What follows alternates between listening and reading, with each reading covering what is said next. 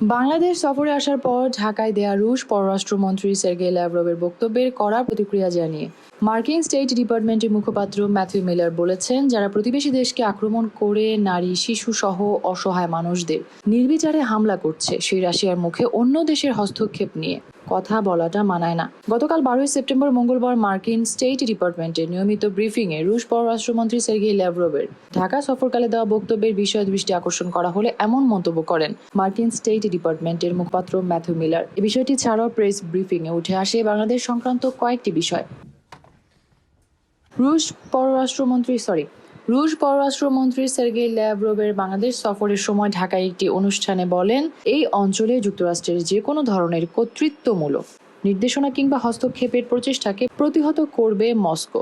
এই প্রসঙ্গে মার্কিন স্টেট ডিপার্টমেন্টের মুখপাত্র বলেন, রাশিয়া প্রসঙ্গে আমি বলবো, এটি হলো এমন একটি দেশ যে দেশটি তার পার্শ্ববর্তী দুই দেশে আগ্রাসন চালিয়েছে, যারা অন্য একটি দেশে আক্রমণাত্মক যুদ্ধ বাঁধিয়ে স্কুল, হাসপাতাল এবং বাসাবাড়িতে নিয়মিত বোমা হামলা চালাচ্ছে। তাদের মুখে অন্য একটি দেশ নির্দেশনা দিচ্ছে, এমন সমালোচনা মানায় না। সত্যি কথা বলতে এটা সের্গেই ল্যাভরভের করা সুচিন্তিত মন্তব্য নয়। যুক্তরাষ্ট্রের নীতি সম্পর্কে আমি বলবো, যুক্তরাষ্ট্র এবং বাংলাদেশের দ্বিপাক্ষিক সম্পর্কের লক্ষ্য হচ্ছে একটি অবাধ, মুক্ত, সমৃদ্ধ, নিবিড় এবং নিরাপদ ইন্দো প্যাসিফিক অঞ্চল গড়ে তোলা। এটাই এই অঞ্চলের ব্যাপারে আমাদের অবস্থান। Just before the G20, Russian Foreign Minister Lavrov visited Bangladesh, and in Dhaka he said Moscow would prevent any attempt to establish dictates and interference by the US in this region. And ruling Prime Minister Sheikh Hasina also accused US, as she said that US, in the name of Indo-Pacific strategy, they wants to come here and gain control over the region. So what is your response and what is your position, the Indo-Pacific strategy? I would say, with respect to Russia, a country that has invaded two of its neighbors, is prosecuting an aggressive war where it bombs schools and hospitals and apartment buildings on a daily basis, should not be talking about any other country imposing dictates. It's not the most self-aware comment that Sergei Lavrov has ever made. But I would say that with respect to United States policy, that the United States and Bangladesh share a vision to ensure the Indo-Pacific region is free and open, connected, prosperous, secure, and resilient. That's the intent of our Indo-Pacific strategy, and that is our position. G20 সম্মেলনের side লাইনে প্রধানমন্ত্রী শেখ হাসিনার সঙ্গে যুক্তরাষ্ট্রের president Joe বাইডেনের সৌহার্দ্যপূর্ণ আলোচনার বিষয়ে স্টেট ডিপার্টমেন্ট অবগত নয় বলে জানিয়েছেন মুখপাত্র মিলার। তিনি বলেন, আমি যেটা জানি, অন্যান্য সব রাষ্ট্রনেতাদের সঙ্গে প্রেসিডেন্ট বাইডেনের আলোচনার বিষয়ে হোয়াইট হাউস থেকে বিবৃতি প্রকাশ করা হয়েছে। এর আগে সম্মেলনে হাসিনার সঙ্গে বাইডেনের একটি সেলফির বরাত দিয়ে পররাষ্ট্রমন্ত্রী আব্দুল মোমেন সাংবাদিকদের বলেছেন, দুই রাষ্ট্রপ্রধানের মধ্যে সৌহার্দ্যপূর্ণ আলোচনা হয়েছে। তবে এই সংক্রান্ত আলোচনার কোনো বিবৃতি হোয়াইট হাউস কিংবা স্টেট ডিপার্টমেন্ট থেকে পাঠানো হয়নি। কিন্তু অন্য রাষ্ট্র নেতাদের সঙ্গে বাইডেনের সাইড লাইনে আলোচনার বিষয়ে যুক্তরাষ্ট্রের তরফ থেকে বিবৃতি দেওয়া হয়েছে। Can you please confirm in the G20 summit any sideline meeting between the Bangladesh Prime Minister and the President Biden, as Foreign Minister told the reporters that Biden and Prime Minister Hasina had a good conversation, though we did not see any readout or anything from the White House or from the State Department? I believe the White House did make public the meetings that the President had with other leaders. বাংলাদেশের দুই senior সাংবাদিকের কারাদণ্ড এবং আরেক নির্বাসিত সাংবাদিকের সম্পত্তি ক্রোকের নির্দেশ সংক্রান্ত একটি প্রশ্নের জবাবে মিলার বলেন, এর আগেও এই বিষয়ে আমরা বেশ কয়েকবার কথা বলেছি।